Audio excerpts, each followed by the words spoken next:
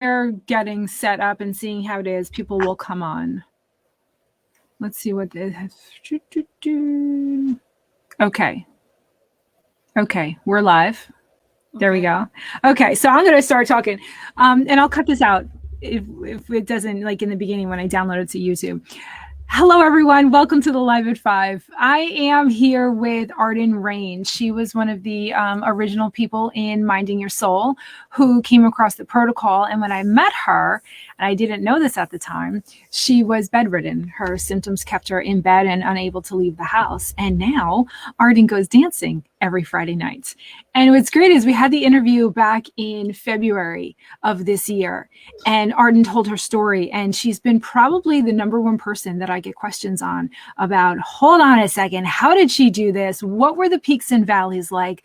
Because during this whole protocol, the hardest thing is to get through the valleys. And listen, as we're going through this, the internet is freezing. So if it gets too bad, we'll figure out, we'll do it another way. But anyway, Arden, thank you for being here. How are you doing today? I'm doing good. Thank you for having me.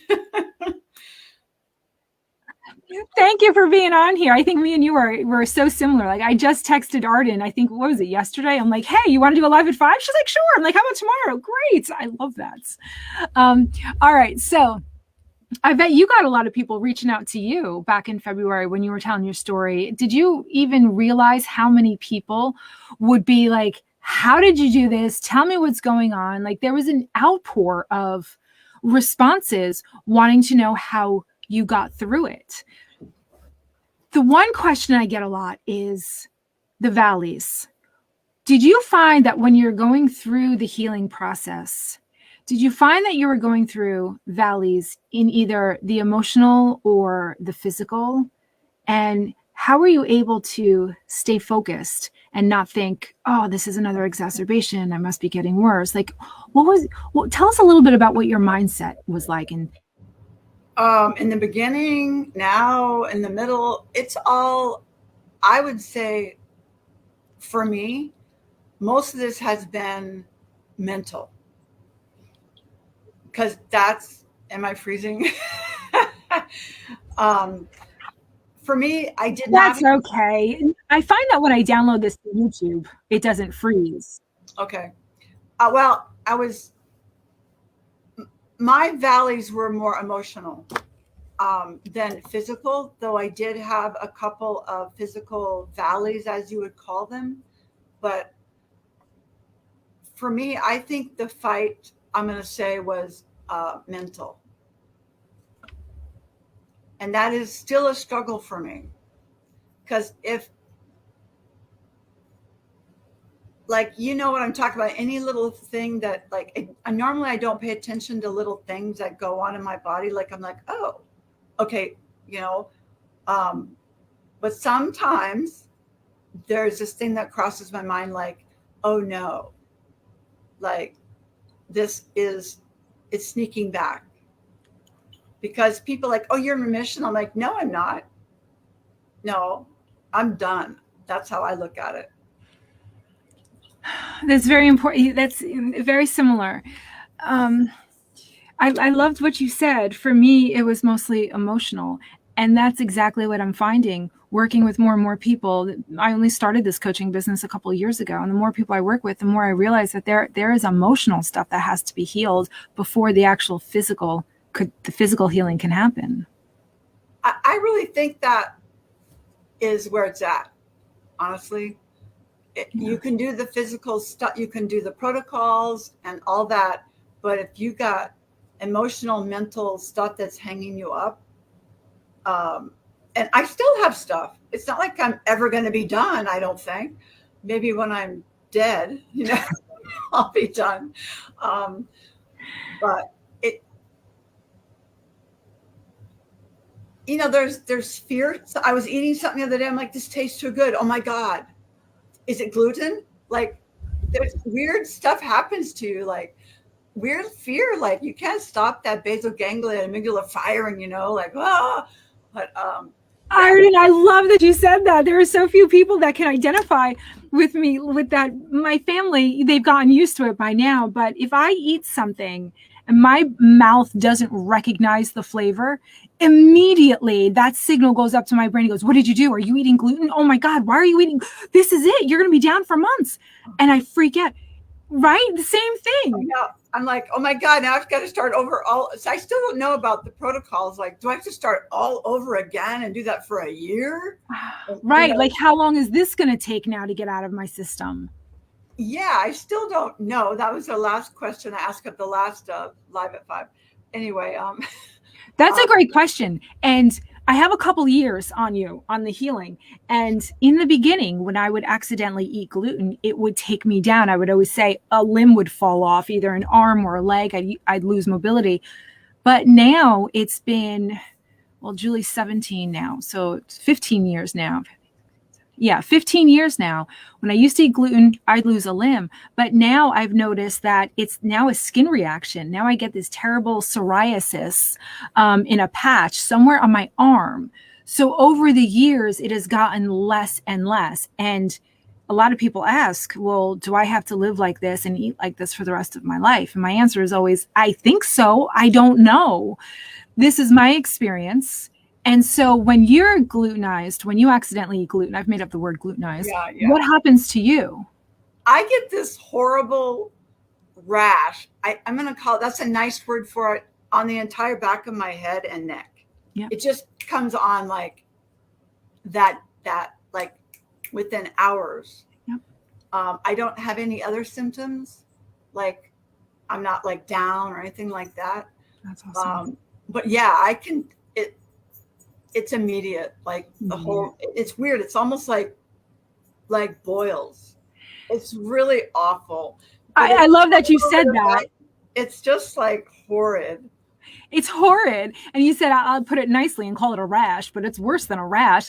Yeah. Boils. So mine, I used to get boils all through my healing journey. I would get boils in really awful places that I don't want to say right now on, this live platform. But when I accidentally glutenized myself, the little tiny blisters, they're clear blisters that eventually pop, or I pick them, and the fluid that comes out then makes the skin around it all dry and scaly and peeling. That's what mine looks like. I mean, sorry guys, I know this is disgusting, but it's good to know all the different things that happen. I'm not sure, because they're back of my head and neck, I don't really look, but they are red. Like I've noticed that, and I got red bumps and stuff.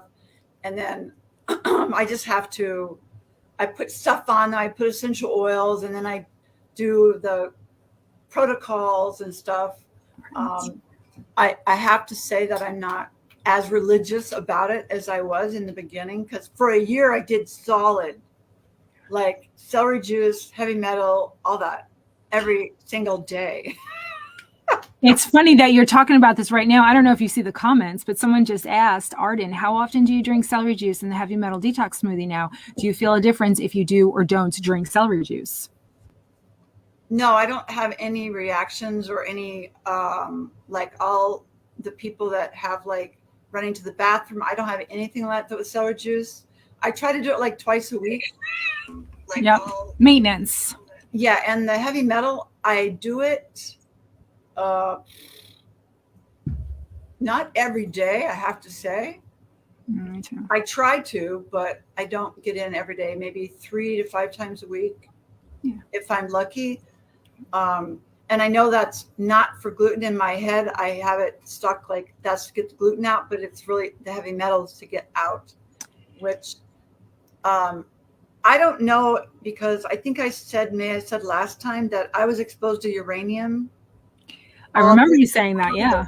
So and plus being an artist, I've always had I always have heavy metals in my system from the paint. Yeah. So I just think I'm going to have to do that forever. Yeah. And I think us as humans should be doing this forever. And a lot of people say, well, you know what? Our grandmothers didn't have to do this and they didn't get sick. And I just think our food is so different now than it was 50, 75, 100 years ago. We had so much more in there in nutrients that helped our body get these toxins out. And now that we don't, there's an onslaught of more chemicals coming at us. And then there's less nutrients in the food to help our body get it out. So that was actually, I'm sorry, that was Grace. Grace, I'm so glad you asked that question. So let me just expand upon that a little bit more with Arden. When you first started the celery juice, when you were first introduced to it, what were your I was running to the bathroom. It took me at least a month. I was running to the bathroom and it would evacuate. And it took about a month or longer. And maybe it just felt like it was longer before it calmed down. Now I can drink celery juice and nothing happens. But what was it like for you in the beginning? If I remember, maybe a couple of weeks. Yeah. That's it. And then it was like, explosive. Like, it's all going to come out. Like, it's going to come out. So I was not to get too graphic, but you're cleaning the toilet when you're done. Yeah. So, but I don't have anything now. Like if I do heavy metal, and it was like that with heavy metal, I would be like, well, I can't leave for a while because that's going to clean me out too. And now, like I just did one this morning, probably heavy metal. Yeah. And nothing, I had to go somewhere. So I'm just drinking and going. And then I was dancing somewhere. I do whatever now. So yeah. I love that conversation that we had. We're jumping over to dancing now. If you guys have any more questions, put them in the comments. And as Arden's talking, I will glance over and I will ask Arden those questions. I love what you said about the music. I saved the post that you did on your personal profile about the music moves you. I don't think that whether I'm running or dancing, I will never not think, oh my God, I'm dancing. My body's moving. The feeling of you never get rid of the gratitude that you're able to move and dance and have this energy and not be stuck in bed or stuck in the house. Yeah. Yeah. Right. Every single time. The gratitude. And that's why Arden and I do what we do to help people, because being on this side of healing, you never forget. What comes with that is you never forget. You never forget the trauma. You never forget what life was like. But that makes you so grateful for every single minute of every day that you don't have symptoms and you have the energy to do what you want. So dancing, eyes are closed, and the music is moving you. I have people that know who I am now. It's so bizarre. Wherever I go, they go, "Oh, you're that lady." The one who dances? Yeah, because I dance a particular unique way. So apparently people have like... Is it anything like Elaine from Seinfeld? What? I don't remember that. No, I'm just very like... Okay, we are totally sending you clips. It's a lot of movement, a lot of, and I go down, I go up. I mean, my knee, I actually tape one of my knees up with AK tape because that knee gets ground down. And people are like, you have to tape your knee up. And then this chiropractor said, that's actually really smart. Yeah. Because because I have what they call dancer's knee now. Isn't that wonderful? It's an actual thing. And so I'm like, okay, I know how to tape up. So I tape it up and then I go. And then I don't think about anything when I'm dancing, like just the music, I feel it, I do it, and I keep on going. And I don't really notice. Maybe the 6th or 7th hour, I might that, oh, wow, maybe I should stop. I hear you. When I first realized I can go out and I can dance and I have this energy, my girlfriend and I would go to the bar down the block and we would spend $0, right? We would have a glass of wine here before we left. And then we would Uber over there, get there, walk right on the dance floor. And that's where we would stay. And when the band took a break, we would go to the bar and we would chug water and get ready for the next set. When you are finally able to move, dancing, and that's the thing that's on the list. When we in the coaching program, we're always talking about our awesome list, our joy list, what we're going to do when we're healed. We're always looking at that future vision, and dancing, the beach and dancing. And those are two of the things that you're doing now, the beach and dancing. Yeah, I think about that too. I have to tell you, when I'm talking with people or people ask me about my dancing or anything, I just think about everyone that all those people that say, yeah, when I get up, I want to dance. Yeah. And I'm like, I'm dancing for everybody, you know? I just love it because, like I said this before, you can't be upset. You can't be mad. You can't be angry. You can't be crying. You can't, everything is, for me, when I'm dancing, is just total freedom. Total freedom. And I just, people don't understand. They think I'm on like LSD, honestly. Because they've never been bedridden. They don't know. And because I'm so happy and the way I move is so expressive, they don't understand how I'm moving like that. Like, people don't understand how I move the way I move. And I'm like, how did you not run into anyone? Your eyes were shut for 4 hours. I'm like, because that's just the way I move. And I once in a while I look around to see where people are, because I move around a lot. Yeah. Most people stay in the same. No, not me, but I know what you mean. Most people, like, they're just and they stay. No, I'm all. And here we are. We're feeling the energy. I'm running around the dance floor, like doing stuff, and I found I was videotaped last Saturday. I did. So my son, it's funny because my son said, am I going to see you on TikTok one day? I'm like, probably not. And yes, I'm going to be on there now. I think I want to put you on TikTok. I want that video. I want you to share that video. I don't know where it is. So, oh, you have to obtain a copy of that video. I have to, I'll figure it out, because I was dancing with a guy that's like apparently very known in the dancing crowd. I didn't know it. So we were dancing together and he goes, that's the most unique dancing ever. I love it. Did you get his number? Yeah, actually we've been talking. Yeah. But he has his own style too. It's not even like anything I can describe. So I think the two of us just look like crazy people. Crazy people, probably. Interesting. But he digs it. He's like, it's so unique. He said, don't you ever call it weird, because it's not. It's totally unique.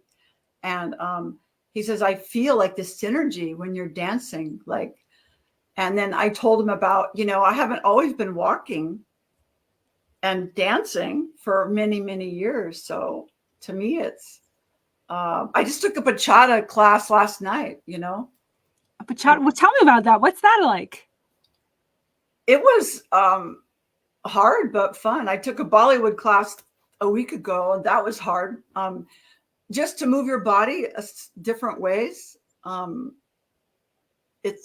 just wanted to see if I was moving when those songs come on. I want to make sure I was moving. Like, let me see how they are supposed to move when it's Puerto Rican or Mexico Latin or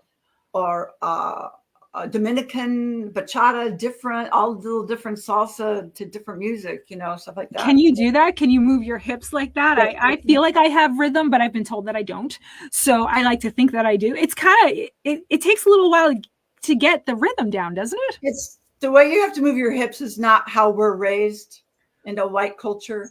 Oh, that's so true. I definitely dance that way anyway. I don't know where I got it, but people say, most people that stop me and say something, say you have rhythm, and like, how and where did you learn to dance that way? And I'm like, I have no idea. That's just me. That's just me. So I think that's just how the music moves you, because I don't feel like I'm moving to the music when I'm on the dance floor. I feel like the music is moving me, and I also feel absolutely right. So I feel I put a little ditty up on Facebook about. It was about music and how you feel it. I says, I feel it. I see it. I experience the music as I'm moving. So I don't have anything planned. It's just whatever. And I have martial arts and Tai Chi background. So sometimes that stuff comes out. Yeah. I'm like, whoops, there it is. Okay. There it is. Oh, look what I'm doing now. Look at that. No one knows what I'm doing, but I'm taking someone down now. Someone's on the floor. Shit. I was doing these hand moves like, yes, that's a takedown move, and this is a smash. This is this. But the guy I was dancing with said, I know that you're doing some Tai Chi. I recognize it. So I'm like, oh, okay. That's first. I like him. He seems very aware. Yeah, that's the first time I've had someone like kind of come up to me and talk to me about like feeling it. He goes, like he said, when I just touched your arm for a second, it was like, wow, like all that energy of all of that. He said he picked it up, and usually people don't notice anything. Yeah. And I don't want to sound bitter or anything, but I probably will what I'm about to say, especially men. I feel like they're not as open to that energy. So for a man to come up to you and notice that, and I'll be honest, white guys don't dance with me. Well, yeah, you're too much for them. They will. White guys don't dance. White guys, they're the ones like sitting there holding their drink, like bopping to the beat. Right. And then there's us moving all around, and then they're just kind of looking at us like, like, okay. Yeah. So they just said that, like, that's too much. They're like, I don't know what to do with that. Yeah, I love it. They just I hope everyone who's watching this now, like, this is the inspiration. I hope this energy is coming through the screen and you're getting this, because this is what you need to keep you going when you're going through those valleys and you're wondering, is this ever going to work for me? I don't know if I could ever do this.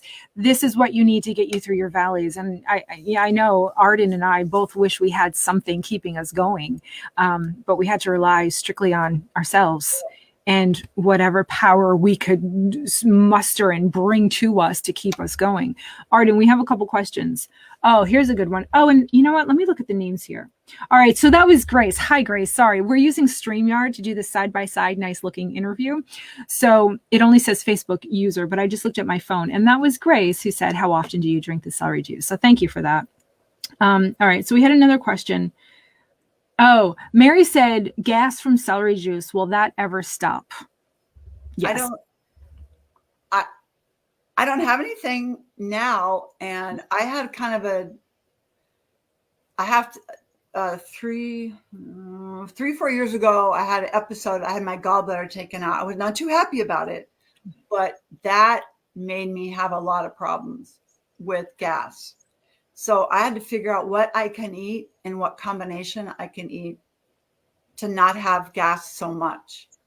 But that's what I just listened to my body and said, okay, don't eat that combination unless you want to be doing that all day.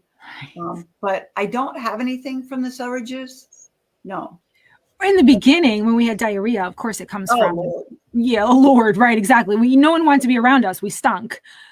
But as you're killing, the celery juice kills the pathogens on contact. So as you're killing those pathogens, the dead pathogen is waste, and it creates a gas inside your body, and that's what you're feeling. So it absolutely will go away. I think that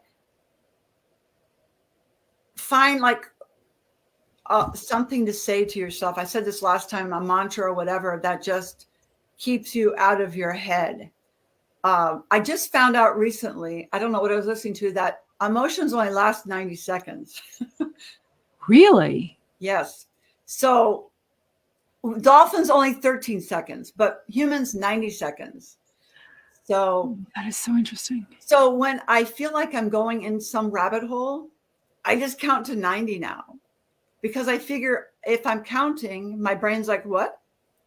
It doesn't have anything to latch onto with, like, oh, I feel like I'm depressed or I'm sad or, oh my God, whatever is going on in my mind. Then I just count to 90. Because all right, we have to talk more about this. We're going to get back to the questions in just a second. Arden, I think you just hit on something really important. When we have these emotions come in, let's say when you're in a valley, whatever negative emotions, whether you're in a valley or you just had a fight with your husband, that's what I'm going through.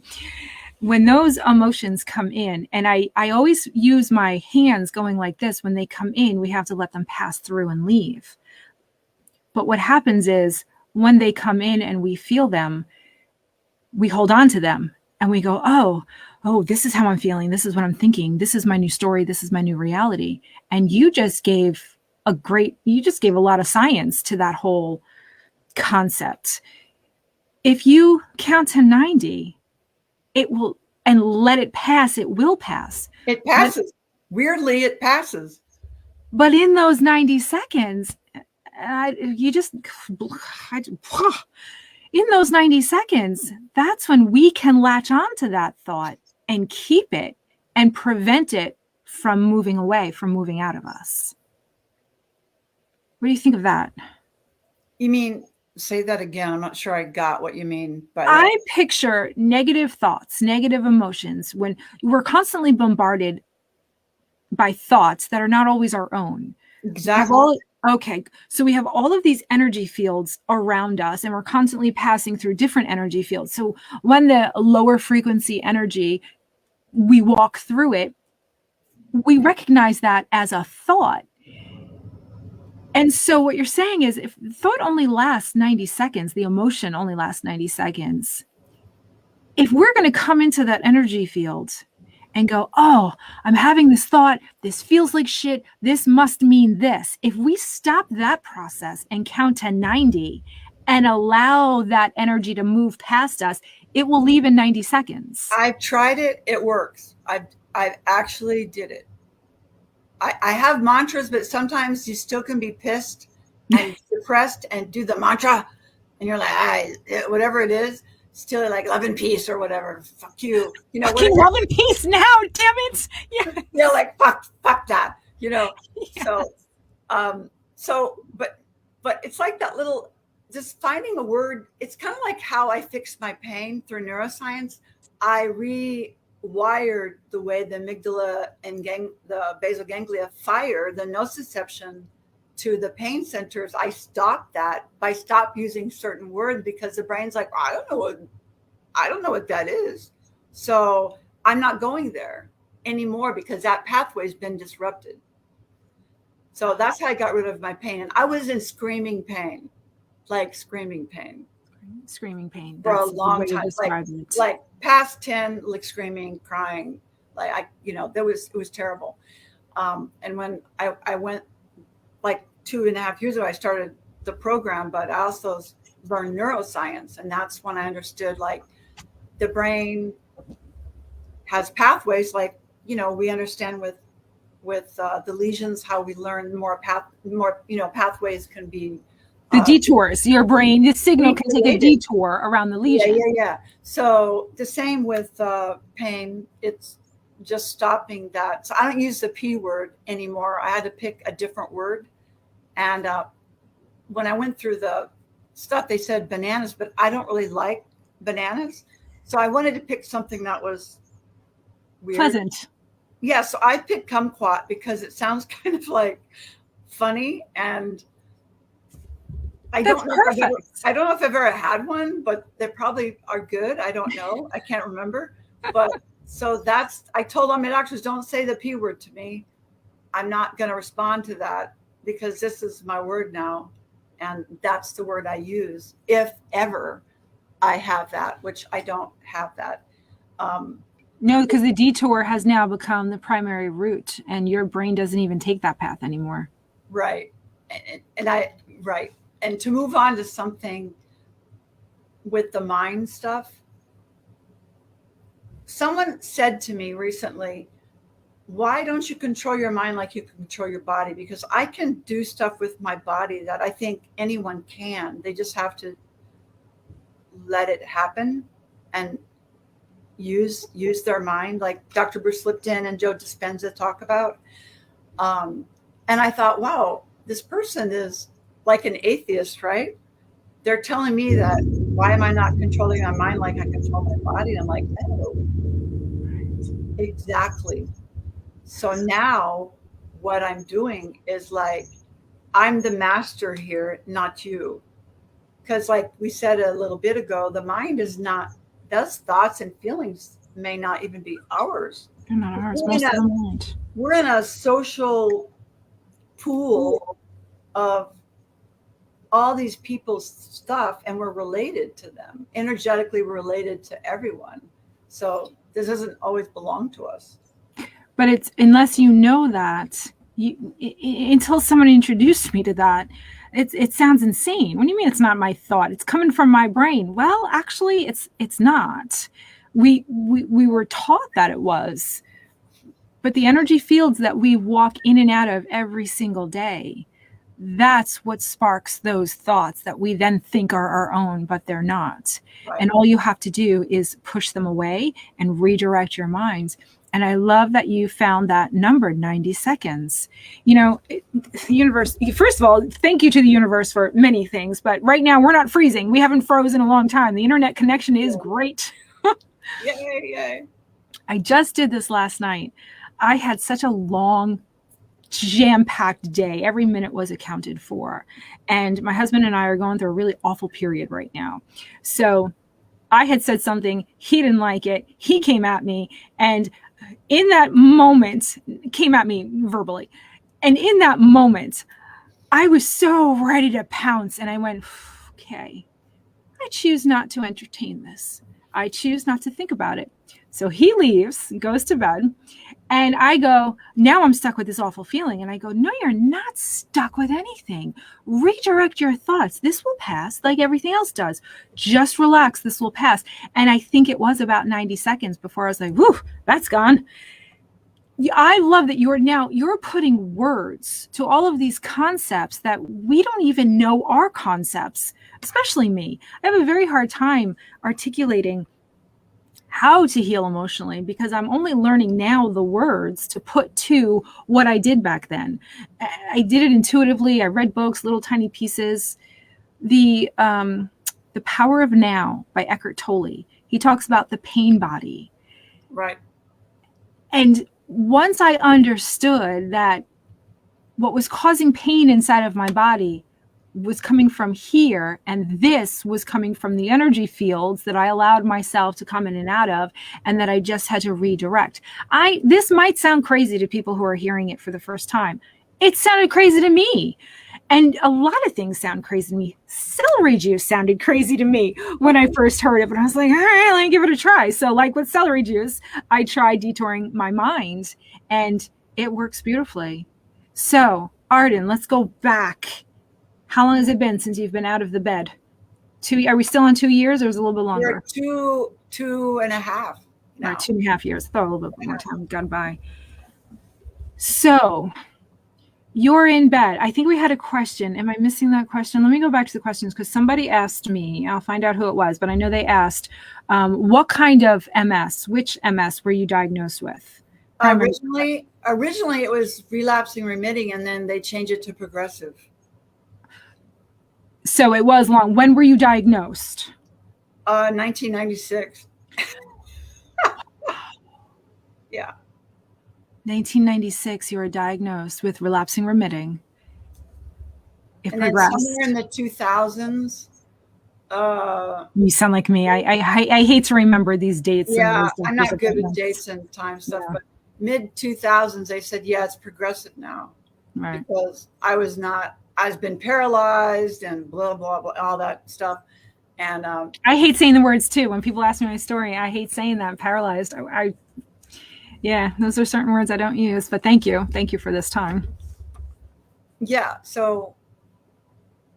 And then here we are in 2023. So about 2021 is when, was there a moment when you said, I'm done, I need to heal? There was for me when my daughter fell in front of me and I couldn't get to her. I didn't have my arms and my legs. Yeah, I was kicked out of my home during COVID. And I was on my own in a town that had no wheelchair facilities. So she breezes over that, guys. She breezes over that. And I understand why you're breezing over that. But she was married to a complete asshole. I'm sorry. I got to say it, Arden. Married to a complete asshole who was just like, because I was married to one too, who said the same thing. I don't want this life anymore. But he didn't kick me out of my home. He had the courtesy to just leave the home. Yours said, that's it. I'm done. You need to go. Get out. Get out. And you weren't walking at the time. No, I was barely walking. I was suddenly, when I knew it was coming, I'm like, oh my God, I have to figure something out. So I was like walking in the driveway a little bit. Like, how am I going to survive like on my own? Right. Because you said, I can't even get to the end of my driveway to get to the garbage cans. How am I going to survive on my own? And then it fucking happened. And then it happened. You had to leave. And then somehow I met you like January, February of that year, 21, I think. Right when I started the group, yeah. yeah, it was very new. And I remember I went to every MS group, put your name in there. I went to every group on Facebook. See, Mind Your Soul, Janine Troutman. I did that. And back then I was still so nervous. I didn't even know if it worked. And we're going to talk to Tina and Arden in the next Tina and Angelica in the next couple of weeks, because they were also, I think it was Angelica, Tina, and then Arden. Those were the very first people in Minding Your Soul. And I was still at the point where I was going, I think this works.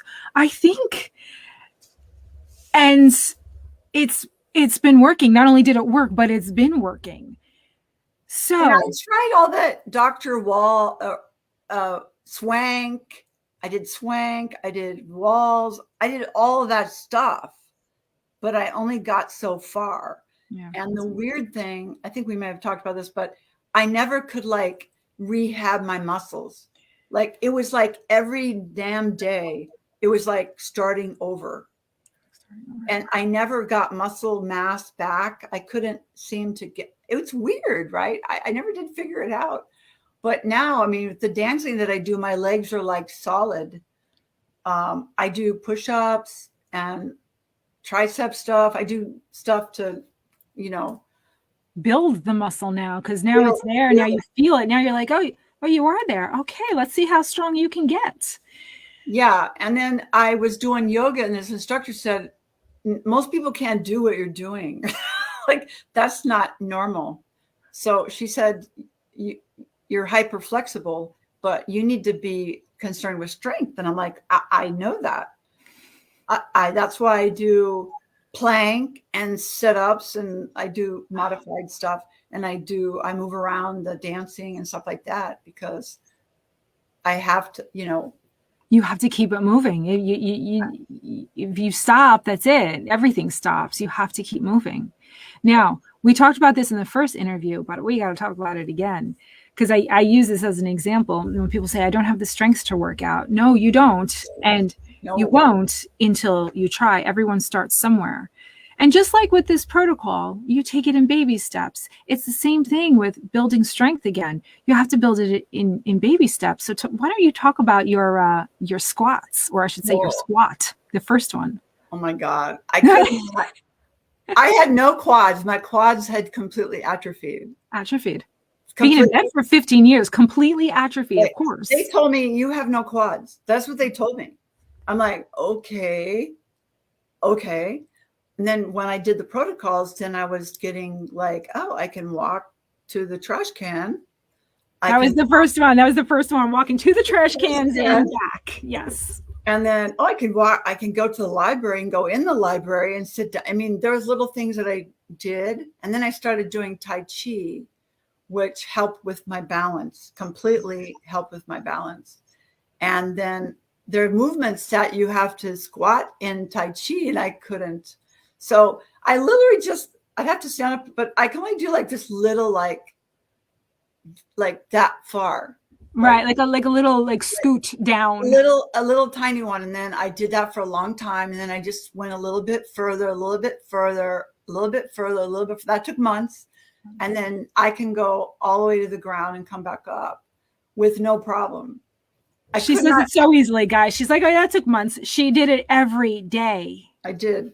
For months, trying to do one squat. Yeah, because I wanted to squat. I wanted to go back to how I used to when I used to sit there like a kid. When little kids squat when they sit, Yeah. And I said, well, I want to do that again. I didn't know I'd be dancing with that, but that's something, that just happened where I danced down on the ground and up and down. And women are like, whoa, they don't understand. No one really, everyone's like, what? No one can understand unless someone has been stuck in a bed watching life go all around them, or in your case, stuck in a bed and then told you got to get out. So you're either going to heal or you're going to be homeless. You're going in your mind, I've got two options. I have to heal, or else I'm going to be paralyzed out on the street. Well, they want to put me in a home. And I'm like, you get a bed. That's it. You don't get anything else. You don't have any belongings. You just get a bed and a room with other people. for you to sit there and lay there and rot. That was my option. That was your option. And so at that point you said, oh, hell no, that is not the life I'm going to have. I was kind of like, fuck my ex. And I met you, and I'm like, that changed everything because I felt different. I felt my body felt stronger and like had substance. Like I could feel like I could rehab now. Why? Explain that. Why? When you met me and we talked, you said I felt different. Was it that somebody said, this is possible, you can do this, and you had to hear the words? Yeah, think about that for a second.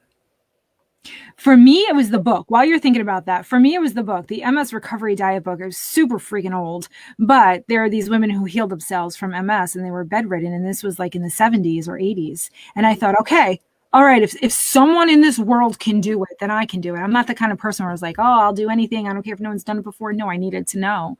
So do you remember what that thought process was after we spoke? For me, it was more physical, like, after I started doing the lemon water, and I was the jump all in. I know. Yeah, balls to the wall. Me too. This is I try to coach people to balance it out, but I hear you. Yeah, I'm kind of like go all the way in anything anyway.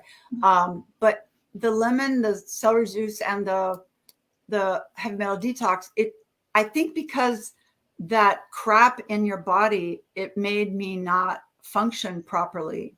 So when I got that killed off and out, my body was like, God, I think my body was just like, okay, now we can do something here. I mean, it sounds crazy, but it was like, it doesn't sound crazy because you're taking me back. When you said you felt like your body didn't have any substance, I know that feeling. I felt like a skeleton. Like I didn't have anything around my skeleton. So when I was being taken to whatever room, the living room, the bathroom, when I was being taken there, I just felt like they were carrying a skeleton. There was no substance to me. I didn't know what I was doing back then, but as I started killing the virus in my body, that's when I felt the same way. That's a good word. I felt like my body had substance. There was something to me. I felt a little bit of strength for the first time. That's exactly right. And I don't know if it was, because somewhere in me, I knew I could heal because I'd done other things like that with my body. So I know it's possible. I mean, I just knew that it was possible. I just didn't know how.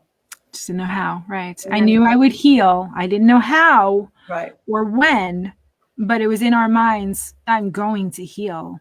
Yeah, and then being kind of where I was by myself, I was okay, this is it. And then I happened to meet you. It was all like, set up in the universe. Right, it was all divine, all the pieces that fell in your path once you decided I'm going to heal. Yeah, because how would I meet you on Facebook? I don't even know how that happened, honestly. So many people say that. I don't remember how it happened. And you're like, oh yeah, this guy, Anthony William, and I went and got all the books at the library, went through all those, and then went, okay, I'm going to do this. And I just got stronger and stronger. And then I started doing a little more. And then I started doing little baby hikes. Like even I was walking around a lake. So and I understand, I really understand the people that like, I can't work out. I totally get that because it used to really upset me when people says, well, I run, that's how I get better, or that's how I feel better. I run or I do workout. I'm like, well, fuck, I can't do that shit. Right. And it pisses me off when I hear about it. Did for a while piss me off when people would talk about it. So I totally get where people are coming from. Like, well, I can't work out. Like, I get it. Because that I know what that felt like. Like I couldn't do anything. It was like I was so weak, and like to do one thing was so exhausting. Like remember the little spoon thing? I don't know if you knew. I don't know who in MS invented the spoon thing. The spoon theory. Stupid spoons. Yeah. Well, there's 1 for eating, 2 for getting up, 3 for drinking water. I mean, there was no 4 for showering. I mean, my God, a shower would I just mean, take all the energy.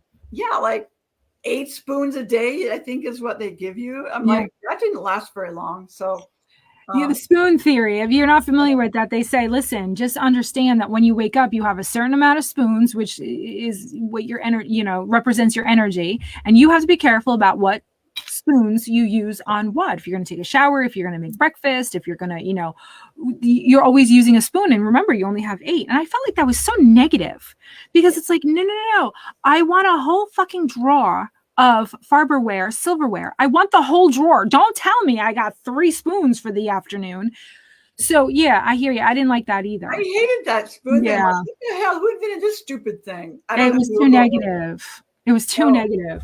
All right. So here's a question for you. And I'm sorry, guys, I am totally going to get to these questions in here. One more question from me, and then we'll get to the audience.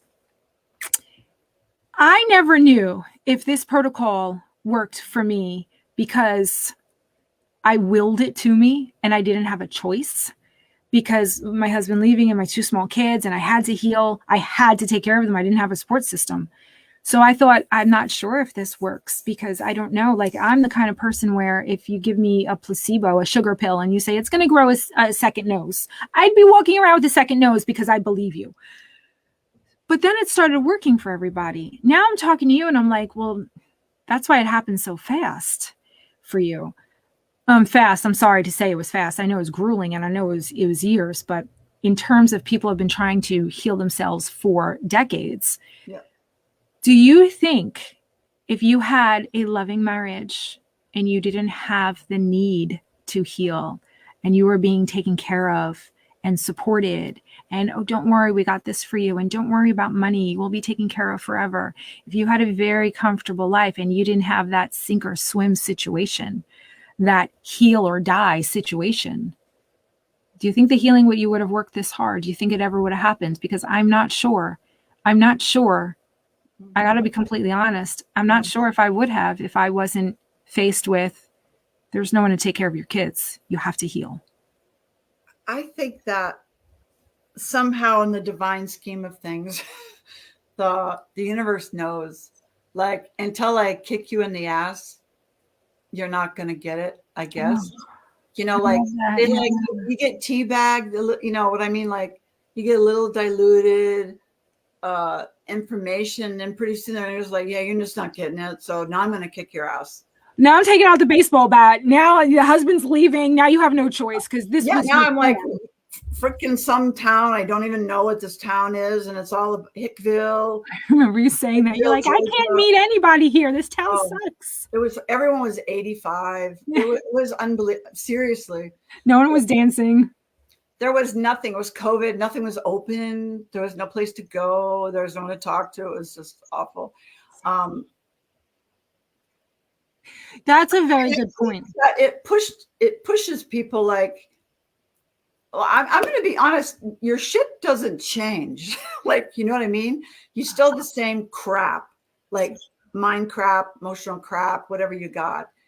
When you heal, you still have to work through that stuff because that shit's going to kick your ass. And it's going to follow you. It is going to, because this just happens recently. I said, if I just gave up again, I knew exactly right then what would happen to me if I did that to myself. If I just gave up, because I gave up is what I did, because I was in a really shitty marriage and all that stuff. When you were bedridden, you're saying you gave up. I don't care. I don't care. Just, I don't care. Like, it sucks. It's shitty. I guess this is it. This is my life. This is it. Yeah. But your soul had different plans, and the universe had to remind you of that. Yeah, it's still the mind, though, likes to say things like, oh, well, you're having a shitty day. Why don't you just give up? Oh, so the ego and the mind are really nasty like that. Wow, she's such a fucking bitch in there. So mean sometimes. Yeah, like, oh, well, you're just going to go back to the way you were. And I'm like, whoa. I was like, no. We're going to get, that's when I'm like, nope, we're getting out of there. And I keep hearing that person told me about control your mind like you control your body. I'm like, wow, I have missed that for years. Like, how do you make peace? You decide peace. How do you make happy? You decide happy. You don't wait for it because it's not coming. You make it. Yeah, and it's really crappy in a way that our minds are in Not it. Humans work this way. But damn, there it is all the time, and you got to learn to deal with it. But I've read a lot of stuff by I'm like kind of etherical that way, you know. I read a lot of stuff and follow a lot of people that are either Buddhist monks or something like that, you know, Edgar Tolle or whatever, you know. There's so much wisdom out there. Yeah. And from all walks of life, religion, there's so much out there, and you never know what piece of the puzzle is going to be given to you. Yeah, and you only hear at that moment where you are at to hear. If that makes sense. It does, because you could read the same book years later and get something even more out of it, completely different than when you got it years before. Right. So I knew that now the information I'm getting now is like, now it's time for you to not let the mind be telling you crap, that you can tell it. Like I used to go, well, thank you for sharing, you know. Now I'm just like, you're like, no, I don't need that. That's not true. That's not true. I'm done with thanking you. I'm not going to thank you. I'm just going to say, no, we're not. This is what I'm going to think about. Right. This is what I'm going to think about. And that's that. Right. And you do have control. You don't have control over a lot of stuff, but you do have control over your thoughts. What you're thinking. Yeah. Yeah. And how you respond to a situation. Because, I mean, honestly, when I was out dancing, I got into 3 bar fights. Yeah. I'm sorry. So I had to go figure out, like, why was I reacting on that level? Because I'm highly trained. So you are hitting the wrong person. Right? So why were you triggered? Like, how were they able to trigger you? And were you able to recognize that you were triggered? And it took me some time to not get triggered anymore. Those 3 times I was like, okay, let's go outside because I'll take care of business right now. Wow. So that's fine with me. Guys, I didn't see this coming. This is the first time I'm hearing about bar fights. I'm loving this. Yeah. Keep going, Arden. And these are not just women. These are men too. Men punched me and I punch him back. And then the bouncer takes the guy out. Wow. Because I'm going to take the guy out myself. But the bouncer comes in and says, I see what's happening, takes the guy out of the bar. So anyway. I'm thinking for your own personal liability, it's better to have the bouncer take care of that. Just my thought. I sat and meditated on it and said, why is this happening? And 2, why am I reacting to these questions? So now I kind of open my eyes a little bit more than I normally do. When I'm dancing, I kind of observe the way people are moving, and then I just kind of move out of the way. I move around to another side of the floor. Sometimes it's hard. Some of these places are really packed. But so I just say, I don't want to go to jail. I don't want to, any of that to go on. So I had to sit and figure out why I was reacting to people kicking me or hitting me or whatever was going on, because they're wasted out of their mind. But did you find, and I'm finding this too, there are still places inside of us that are very angry for the life that we had to go through all of this. Does that resonate with you? Because for me, when I look around and I see these people and they have such easy lives and they've never been sick before and they're sitting here either judging me or judging somebody else. And like, sometimes I get very angry, like, why was that my life? I have these periods of time where I'm like, why did I have to go through that? And so many people I see didn't have to go through that. And then I'm like, yes, I know my soul signed up for this. And this was my divine, this is what I was supposed to do. But it still fucking sucks sometimes. Yeah. So I think that's what gets triggered inside of me when I get so angry that I allow myself to get that angry because I need to get some of that up and out. And do you think maybe that's why you're engaging in those bar fights? Because there was a lot of anger. Well, I think it's not probably associated with MS or all that stuff. Could have been your husband. It was all of that childhood stuff. Oh, yeah. Me having to be defensive all the time because I had brothers that would beat me up all the time and stuff.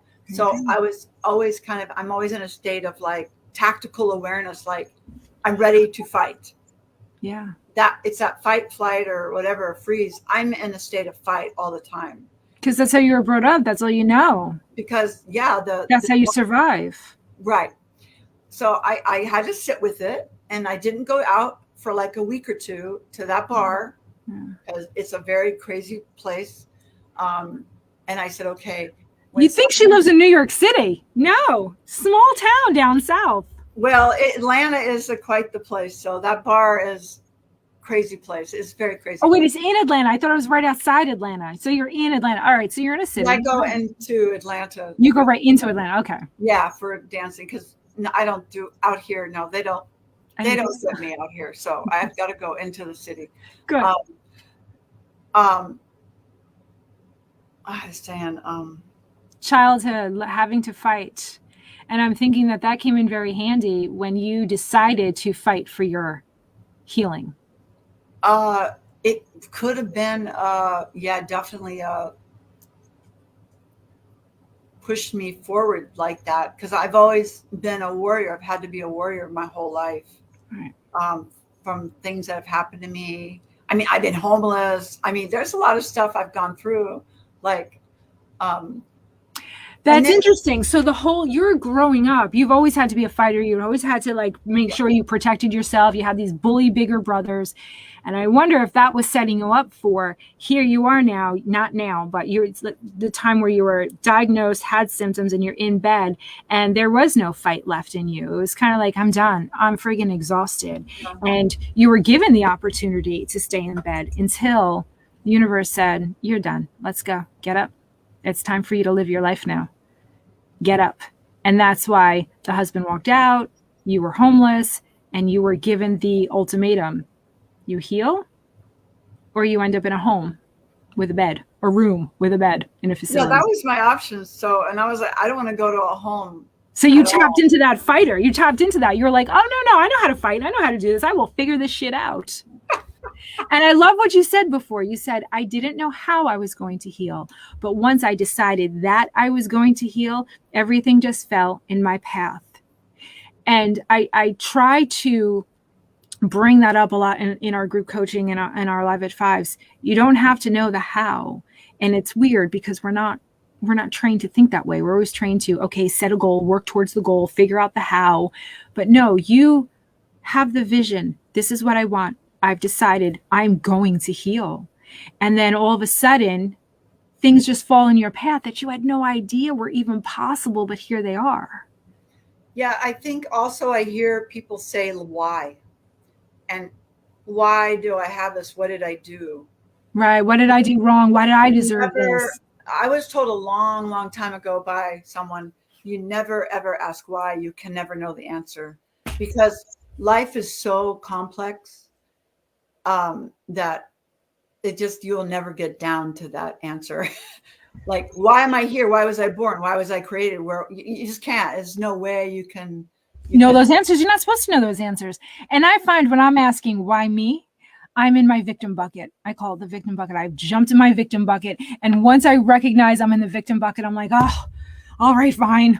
And then I get up and I start doing things again. And I get out of the victim mode. But it's very easy. We see it all the time in other Facebook groups. There are victim Facebook groups where people just support each other being victims. And it's okay. They like it. That's where they want to be. They like their bucket. They want to stay in it. Other people visit their bucket. But there's a completely different kind of person inside Minding Your Soul and the Path to Healing group. Completely different person. They recognize the victim bucket and possibly, like me, jump in there from time to time. But we don't stay long. We get out. We don't invite other people in. We don't jump in their victim buckets. Right. Yeah, that's why I didn't like those sites because everyone was just always constantly talking about all their stuff. Yeah, and complaining. I'm like, I don't want to be talking about it or rehashing it because that's just solidifying that pathway. Making it deeper, making it harder for me to ever create that detour around it. Yeah. And there are those that aren't ever going to listen. Like, I get that now. there's some of those are just never going to listen. They don't want help. So I do not give it. I like your victim bucket. I don't hand it out anymore. Like I used to just like, I'll help you. But I just like, nope, they have to come ask me now because it's just like that energy going out all the time. I was there. I know. I felt like I can help you. Just do this. Look, this works. And then I had to get out of that and go, let me just lead by example. And the people who want my help will come to me. I can't put all that energy into wanting to help everybody because not everybody is in a place or in a lifetime where it's their time to heal. So, all right, there's one thing. I don't know if I said this the one time before, but if you just do like one little thing every day, that's one thing. Like, I think it was a Swedish doctor. I think I mentioned it last time. Like he said, if you only can do one jumping jack, that's fine. You did one jumping jack. So then maybe in a week you do two. And I love that. In a week, not in a day. Set yourself up for reality here. Maybe in a week you can do two. Because when I started doing push-ups, I couldn't do but a few. You know, I used to do 80. So for me not to do any really sucked. So I had to just start doing wall push-ups slowly, just get those muscles like activated and use them again. All right, Arden, I got to ask you.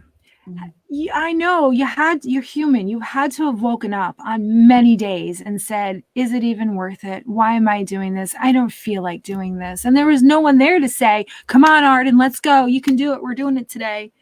What made you do this every day and stick with it? The protocols, because pretty quickly within a month, I was doing stuff that I couldn't do before. Yeah. Like I could walk to the trash can. I could go walk around, do a little walking. I didn't have to use a wheelchair in the store. Yeah. Like stuff like that. I was like, okay, this is cool. Like I don't have to go find the one that's not dead. Right. That sucks. Yeah, you finally get over there. And then it's like die. You're like, during your middle of the store, you're like, what do I do now? You know, I'm in the middle of the store. Yeah. I had a woman that happened to her just recently. She was in the group telling us about it, and she pushed the thing herself. And so we were on the group call the next day. So she was telling us, I don't feel so good today. I don't know why. And so we started talking a little bit more, and she told us about what happened in, I think it was Costco. And we're like, well, you pushed the cart all the way to the front of the store. Why didn't you just leave it there? She's like, well, that would be rude.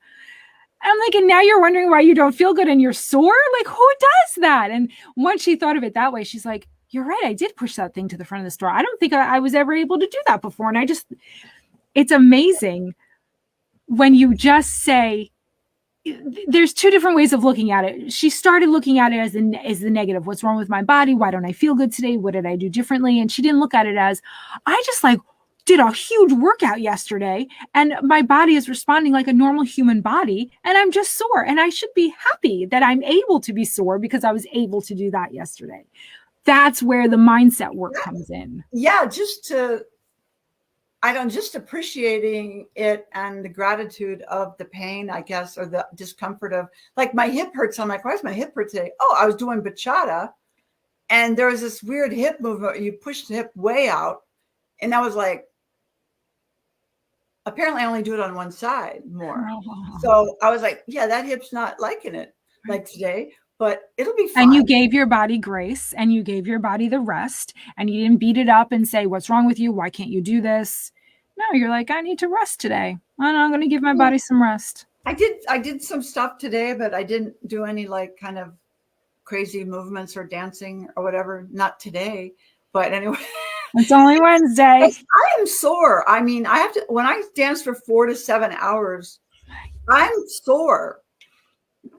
I am sore the next day. So Arden, you're getting home at like 2, 3 o'clock in the morning. You're closing the place down. Yeah. 4 yeah. o'clock. She's like, yeah. Oh yeah. Like it's nothing. Like Arden, you had coffee this morning. Oh yeah. Wow. I can't stay up. I don't drink coffee. I don't drink caffeine. So I don't have And she doesn't even drink caffeine. No, I don't have that. I don't have that option. because it doesn't like me. Oh, I'm sorry. My coffee loves me and I love it back. And I wish I I did. need to break up with coffee soon. No, I just get, my heart just goes, I just start nonstop talking, and then my heart just goes, and I'm like, okay, no, I'm not doing that. Yeah, that happens to me too. And I annoy the shit out of my husband. He's like, what's wrong with you? I'm like, I don't know. It could be my third cup of coffee today. Maybe that's what's wrong with me. Yeah.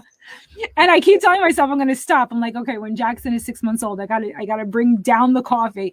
Here he is, 14 months old. And yeah, I'm going to break up with coffee soon. I'm just not I guess I just stopped doing it a while back because I didn't like having those, whatever they call the those flutters, that adrenaline overdose.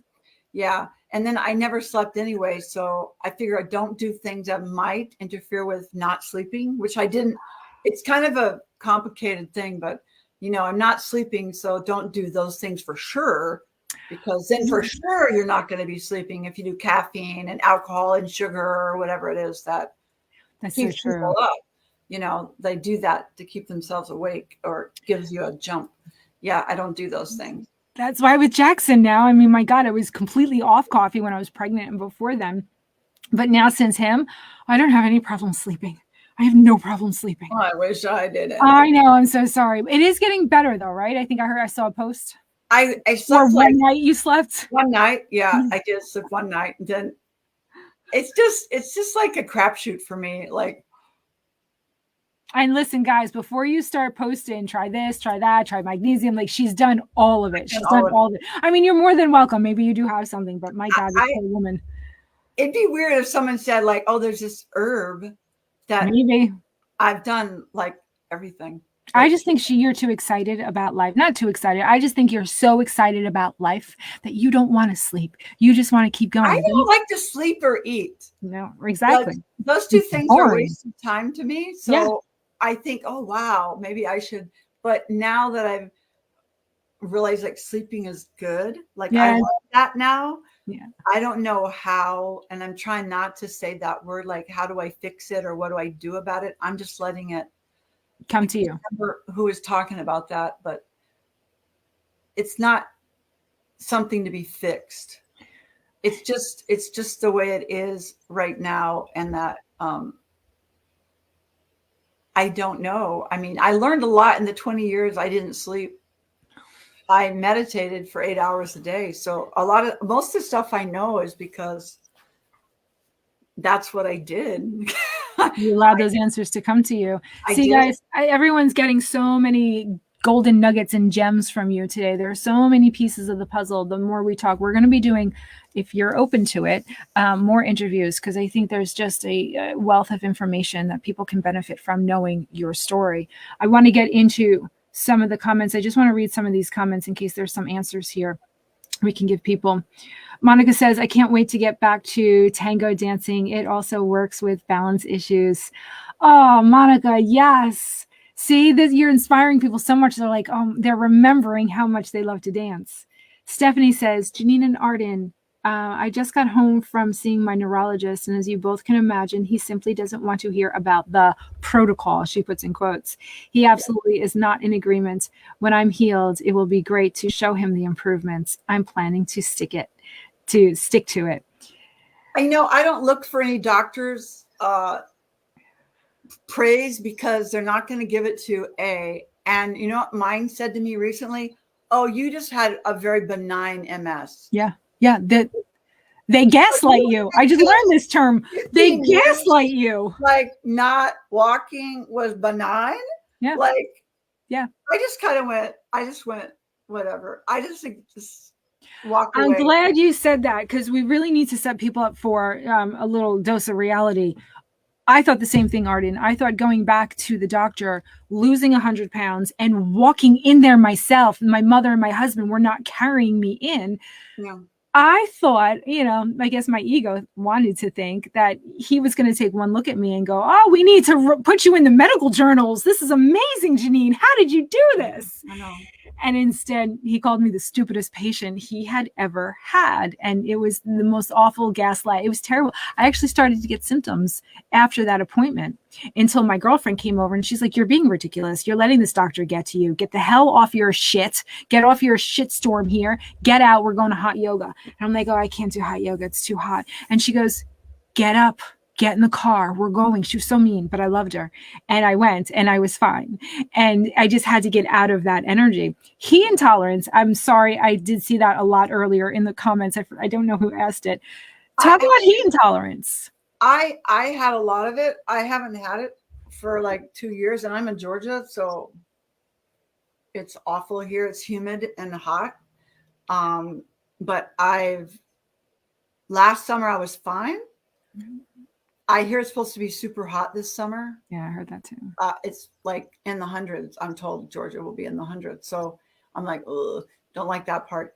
But I feel like the way I'm functioning now, it's just going to be hot for everybody. It's going to be the same experience that probably everyone's going to have.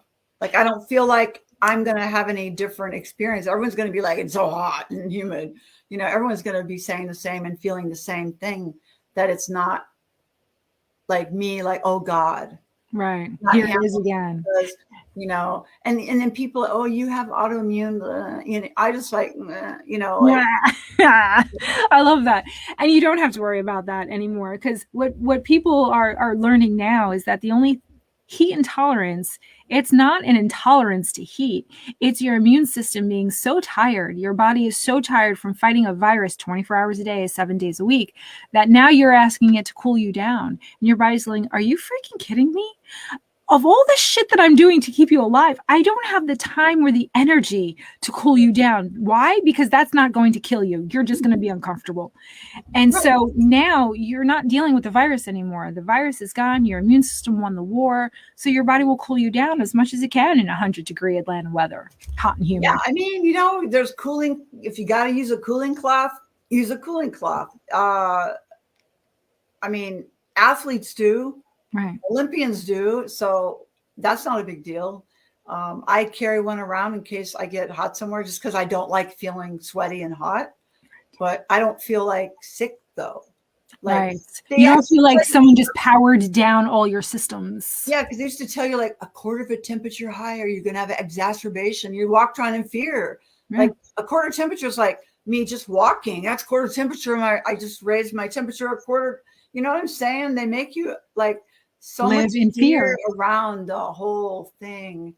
I just say, we're getting a lot of likes on that. Thanks, guys. I love what she's saying too. A lot of people are pressing that heart button, that like button, letting you know that what you're saying is making a difference for them.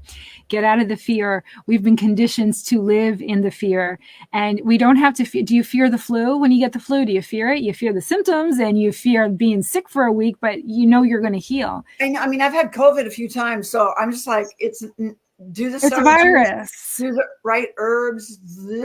I didn't even take any drugs. I just did herbs and sour juice or whatever, and you get through it.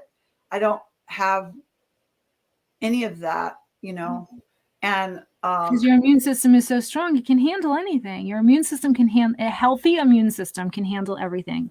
God gave us all the tools that we need to fight all the viruses and everything that happens. Right. And so the heat intolerance is just one more thing for your body to have to deal with. So once your immune system has won the war, once you're in control now, no longer the virus, then your body can cool you down and it can warm you up. So if you're cold all the time, that's why. If you can't handle the heat and it feels like someone took that power switch and just powered you down. I remember my ex-husband would always say, all systems down, because I'd have no choice. Right. I would get hot and you could just see the life draining out of me, and I'd have to go lay down. There's some yogic breathing too for that. And people can look it up. Like breathing out of one side of the nostrils for too hot, too cold. Oh, all right. You got to be posting some stuff like that. So I remember hearing about alternate nostril breathing. I breathe out. I think it's breathe out the left side of your nose. If I'm cold, I breathe. You alternate. I can't remember what it's called. The breathing, what it's called, but I think it's just alternate nostril breathing. There's some Sanskrit word for it, but like if you're hot, then I just breathe out the left nostril. If I'm cold, I breathe out the right. So there's things that you can actually do that are old and ancient, like Chinese medicine or Ayurvedic, that have stuff that, you know, you can learn doing yoga and stuff like that, that would help the person. As you're getting through, as you're killing the virus, there are things that you can do to help your body get through those challenges.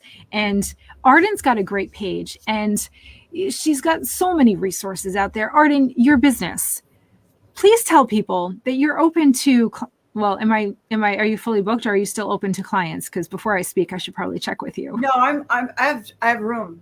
You have room. Okay, so you are still open, because there was a time where she was getting booked. Arden is now taking on clients. She is now at a point where she's helping people heal their bodies, and she's got an amazing resource of tools that she uses, energy tools. Do you want to talk a little bit about your business and what you offer so that people know, first of all, how to reach you? Well, there's my email. I don't know what's out there, but there's an email, or my phone number should be out there on my Facebook. We're gonna put it in the comments. As soon as I'm done with this, we're gonna put everything in the comments.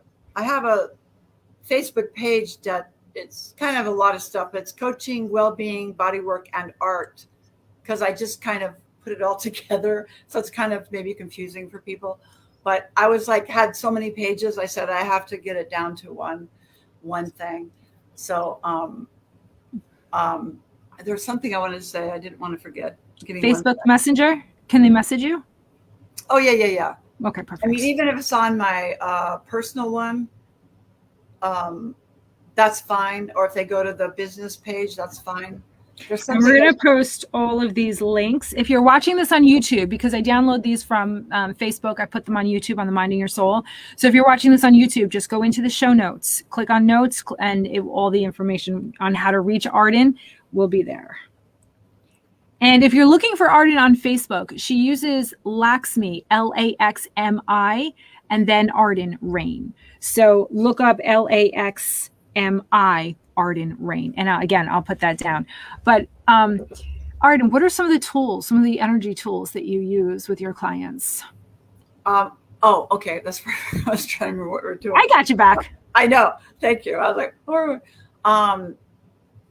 I was nationally certified hypnotherapist. So I have that training. I have NLP training. Tell people what NLP is. It's neuro-linguistic programming, which means that, it has a lot to do with what you're saying, how you're saying it. Like hearing, do you hear it? Do you see it? Do you feel it? Because there's different people who are kinesthetic, visual or auditory people too. And you learn to talk to people that way. I hate to say this, but car salesmen know NLP. Oh, yes, they do. And they'll say, "Oh, can you see yourself driving down the road in this car?" That's what they're doing. That's what NLP is. So they kind of are describing a situation. So hypnosis is a way to get into the subconscious and shift things. It's a lot faster than affirmations. Affirmations, it takes so many thousand times to say stuff. It's a little faster, but I've trained in a lot of prana, different legs of Reiki, color healing, Jinshin Jutsu. It's a lot. I've done a lot of stuff. So we got to get you in the path to healing. I think that hypnosis would be a lot of fun, and a little NLP training, because just like we talk about on the physical level, getting the signals to take that detour around the lesions, you could do the same thing in your brain with those thoughts. Train your brain to take a detour, and eventually the detour becomes the primary route, and you no longer even have to worry about what used to take you down, because your brain doesn't go there anymore. The signals don't even go take those routes anymore. Right. I just want to tell people that I know we're looking at this as a physical condition and physical experience, but it really has a lot to do with what you're thinking and what's going on in your head. More than what you're eating or not eating. I know. No, that's exactly what I tell everybody. It's a lot of work, and you listen to what you're saying. really listen to what you're saying. I just had a client come to me that had double breast cancer. So she elected to have the mastectomy. And I said, but tell me how you thought about your breast. I didn't ever really like them. Well, I said, there you go. Your body got fine. You don't like them? I'll get rid of them for you. Right. So it did. I mean, the body's going to do what you say. What you tell it to do. And you don't even realize what you're telling it to do. Exactly. So I have people that I know that listen to what I say, like will catch me. Like if I say something or I catch myself, like cancel. Like if I just said something like people say, like, that's killing me. I'm tired. I'm tired of that. Stuff like that people say a lot regularly. I can't concentrate on what you're saying because I can't get off the thought of my boobs right now, because ever since Jackson, my third kid that I breastfed, I haven't been very nice to them and what I've been thinking about them. And what you just said, I'm like, I have to change that. It's just because I wasn't even aware of that. Etherically speaking, astrally speaking, things don't come into the physical body until it has to go through all the layers of energy. Then it manifests here. This is the last place, though. That's the last line where every energy healer says that, and we need to hear that again. So say that again. How does it come into the body? Through, you got emotional, mental, you got all these layers, etherical layers around you, your auric field or whatever you want to call it. That stuff will come through those ways first before it even hits the body. So somewhere along the line, it could have been 20 years ago. It could be something someone said to you when you were 2. That's still in your subconscious and going around in there. So that stuff needs to be reframed, redone, retaped, whatever you want to call it, because that stuff, the body's the last stop for dis-ease. It is. So your symptoms, what she's saying is your symptoms, that's the body breaking down, because all of these layers around you have been infecting and coming through. And then your body's like, I can't do this anymore. This is the last place that it manifests, the physical body. It all starts, and I say out here because it's not just here, it's all out here. Right. So you work with people to understand, one, the conscious thoughts, but then you also work with them to get in touch with the subconscious, because the only way that you can get into that subconscious, sometimes besides hypnosis, is to see their patterns and to look what they're doing on the outside, because it's all coming from the subconscious. Yeah, and there's a way to reframe that and release that. I'm trying to think of something simple. Like just say the breast, like, the person says, I don't like my breast. So we'd reframe that and say, I love my breast. My breasts are beautiful. You would just keep putting in different lines about them. So your body is accepting them and loving them again.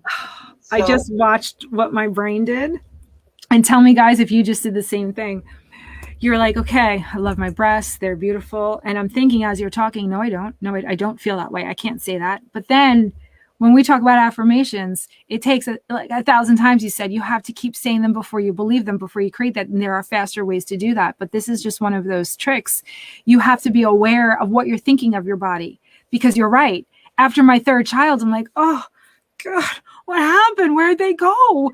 And I have to really start changing my thoughts about that, because it starts here and then later over time manifests in the physical body. So I can see them out here. That's just me. Was born that way, that I can see energy. That's my weirdness, that I just am like that. So I can see these dots on people, and then when I touch them, then they'll tell me what it is. So I can know what they are. Like, this has to do with your mother. This has to do with your brother. This has to do with something happened when you're 5. This is kind of where I move. And, but I've had to learn how to come the other way, because everyone comes in 3D and moves towards, whatever the word is, I want to say ascension, but that's not the right word. I know what you mean, though, and moves towards that evolution. Like evolving towards the light. But I came in the other way. I came in that way, and then I had to figure out how to be a human being in a 3D body. Right. Really complicated for me. So it's taken me all these years to kind of connect it. I'm smiling, guys, because I remember these conversations that we had years ago. And I so wish I had more time when we had such great conversations about this. And Arden, there's the way that you heal people, the way that you're able to see that energy, it just kind of gives people a direct line to what they need to start working on first. Here's the issue. We just had this conversation in the group coaching about the left side versus the right side, where the weaker side is it the right side, which is the doing, the to-do list, I'll take care of it, I got it all, I'll take it on? Or is it the left side, the nurturing? Are you looking for more of that mother love, that parental feeling? And it all has to do with our freaking childhoods. You know, adulthood is all about getting over and unlearning the shit from our childhood. I have Amy's here.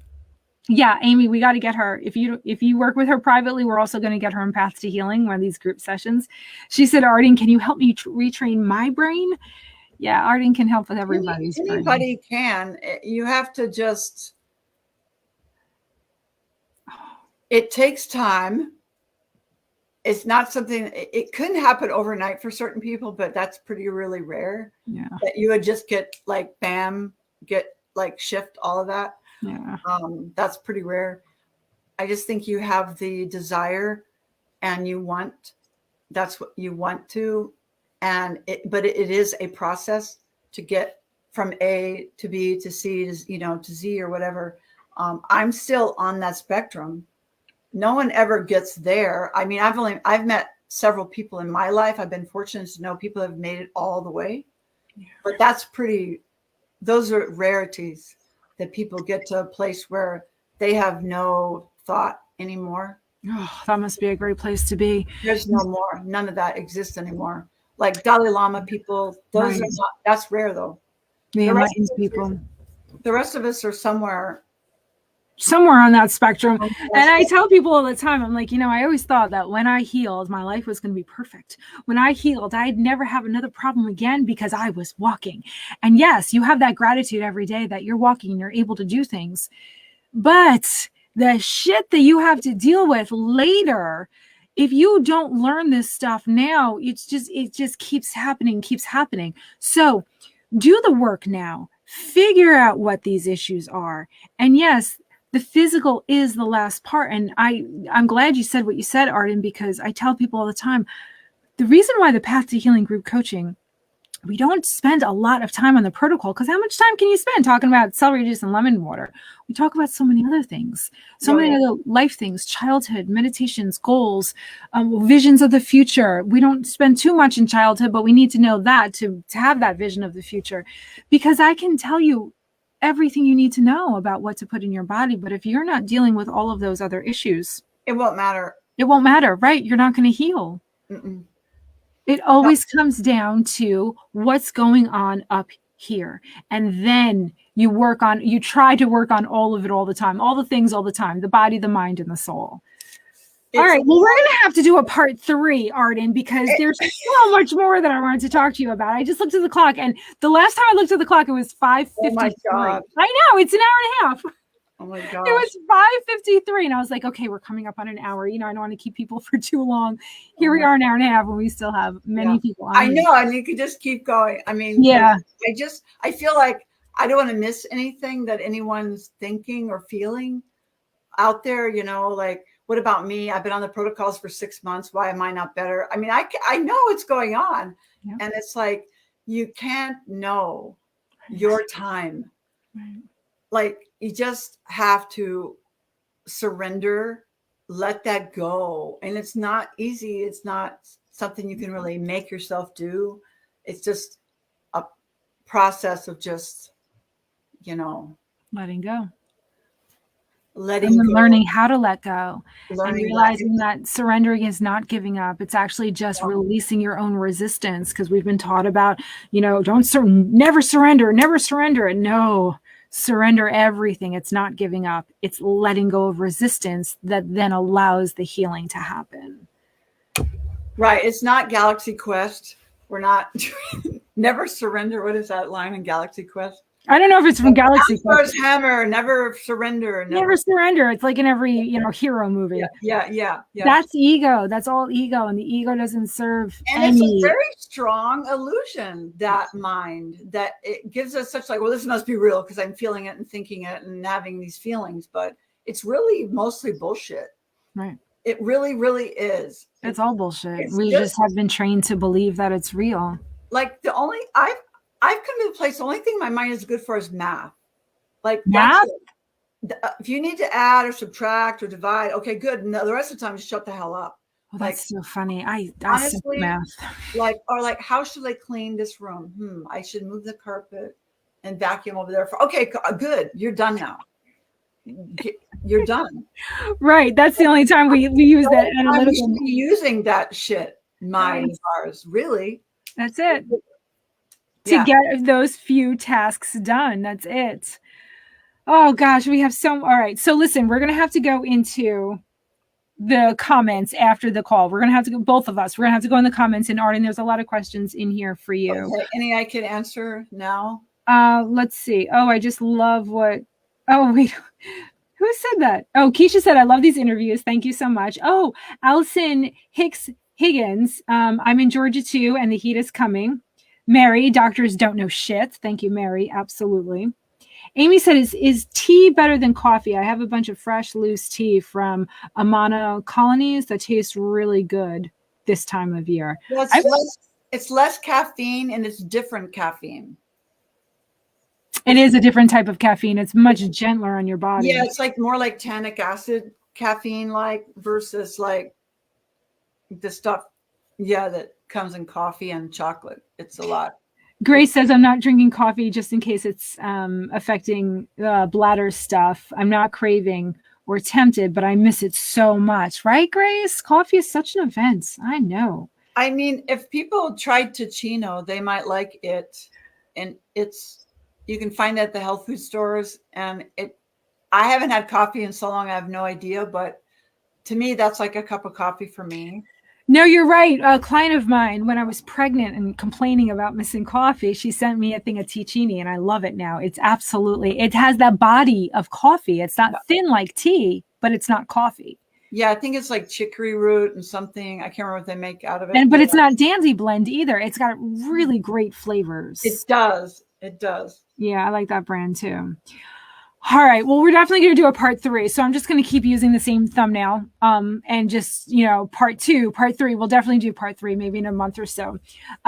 We have the workshop coming up the end of June, and we're working towards that. And I would really like, though, maybe we can get you in before the Path to Healing group coaching as a guest, and we'll come up with a topic. Or maybe we'll even do it in Minding Your Soul. Maybe we'll do it in both, but we need to get you in. We need to be talking about the NLP, the hypnosis, and I think there's a lot of information to offer. So guys, in the comments as you're watching this, what would you like as Arden to be the guest speaker inside Minding Your Soul? Maybe we'll do an event like a live Zoom or something, and we'll get Arden in there. If that's something you're open to, I probably should have asked first. Yeah, that sounds awesome. Okay. Yeah, I mean, I don't get through all the Minding Your Soul. There's a lot on there now. I miss a lot too. Yeah. But I do see what people are saying, and I feel the frustration and some of the feelings, and you just have to really defocus off of that stuff. I think this would be good, actually, if we did it on Zoom and had people so we could be face to face with them rather than just. So I think I'm going to be working towards that. Oh, Suzanne, thank you. She said this was very informative today. Thank you both. Thank you for being here. Good. You're both brilliant. Thank you for this. Thank you very much. And Grace, thank you. I can see the names over here. And Quinson, thank you. Everyone, you're very welcome. Thank you. Arden, really, thank you for your time and sharing all of this. It's such a pleasure. I hate to go, but it's an hour and a half, and I hear the kid crying up there. And a part of me is like, all right, let me hurry up and get up there. And the other part of me is like, no, Kevin can handle it. I've been handling it all day. But yeah, I'm going to go. All right, everyone. Thank you very much. And we'll be seeing you soon. Thanks for joining us today. Thank you very much. Take care.